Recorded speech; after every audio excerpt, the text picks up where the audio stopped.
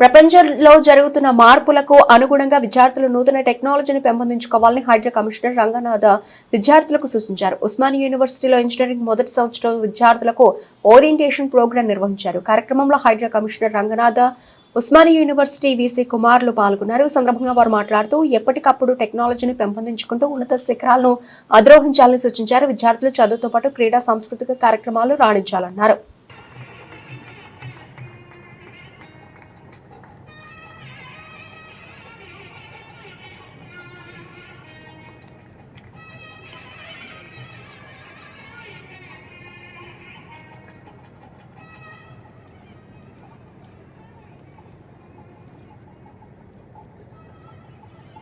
Again, I would like to request our Vice Chancellor, sir, to please present a memento to get College of Engineering campus లో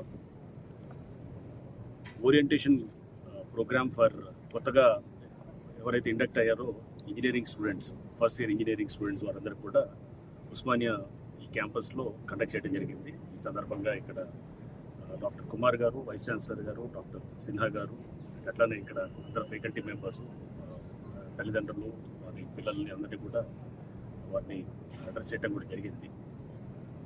so ఈ కాలేజ్కి ఒక గొప్ప legacy ఉంది, గొప్ప చరిత్ర ఉంది. సో ఇది 96 సంవత్సరాలు పెట్టుకొని ఇప్పుడు ఇంకొక 4 సంవత్సరాల్లో ఈ 100 సంవత్సరాలు పూర్తి చేసుకోబోతుంది.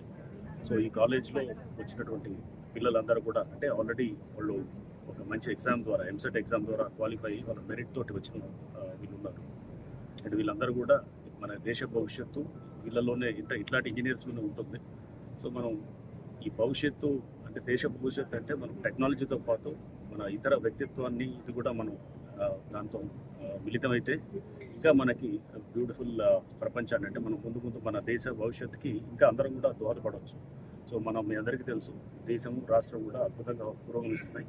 సో దీనికి మనమందరం కూడా తలా ఒక చెయ్యేస్తే కనుక మనం సాధించలేనిది ఏది లేదనేది కూడా యువత అంతా కూడా తెలుసుకుంటే కనుక రేపు ముందు అంతా కూడా ఫ్యూచర్ అంతా మన సొత్తే అవుతుంది, మనదే అవుతుంది.